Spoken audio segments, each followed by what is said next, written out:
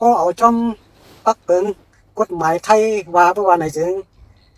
คนเสื่อมาอยู่ในเมืองไทยอะไร10 ปีขึ้นกว่าน่ะมันถูกรีไรบัตรประชาชนกูก็รู้ก่อนเลยสู่บุกไว้เสื่อลูกอ่อน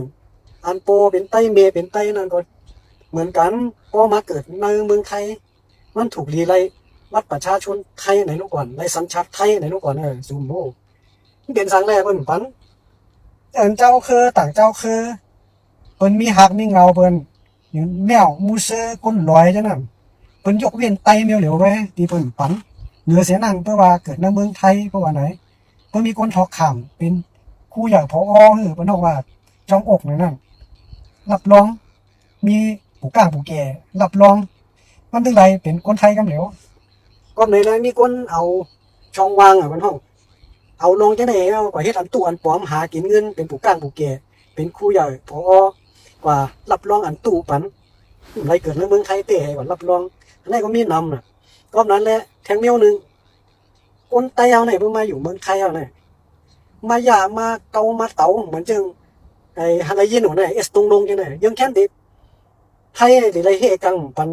บัตรประชาชนไตง่ายๆก็เปื้อสังก็เปื้อว่าปดไตเนี่ยมันเลยบัตรประชาชนมันเป็นคนสองเมืองหนาวสูว่ามันจะเป็นคนไตมีแหลกหมัดมีบัตรประชาชนไตอยู่ในเมืองโฮมตุ่มมัน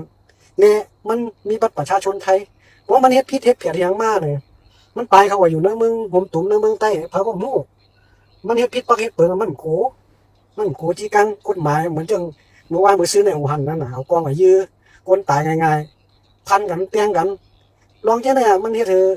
ใครก็เปิ้นก็สิเฮกังเพตอนตาเต็มเมืองเปิ้นนั่นมีเพกว่าทั้งนานะเปิ้นเฮกังไว้ปันง่ายๆกันนั่นอันที่แต่มาได้อยู่10 ปีเนี่ยไล่ออกบัตรประชาชนนั่นน่ะที่เฮาใกล้ฮ้องกันว่าบัตร10 ปีว่านั่นโอ้ยแต่เดี๋ยวนี้เปิ้นเฮกังไว้เปิ้นเข็นที่กันไว้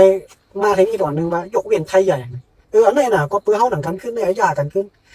ถูกลีไล่ฟังกันถูกลีไล่ลาดกันเพื่อก็เรามีสู่ก็หลูได้ตีหลูได้เงียบ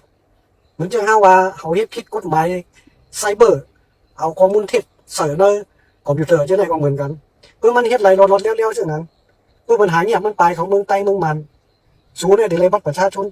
เจอเขาค้าได้ใครหูกูก็ได้ไรบัตรประชาชนรู้ก่อนหักไตหักคือไตเพราะว่าไตมาหลีหาลองพิษลองเปิงมาวันนาเนี่ยก็อยู่10 ปีอะไรเป็นคนไทยกันเดียวรักกันแน่นี่กังไว้อย่าพันเป็นเพศต่อเมืองไทยมันเรียนมาสู่จังไรบัตรประชาชนง่ายๆหักกันนะไตกดแอดไลค์กดแชร์กดไลค์การโปรดเป็นเพก่อนนะเฟซบุ๊กเพื่อใครถ่อมเอาอุปโภคลาต่อกันทั้งก็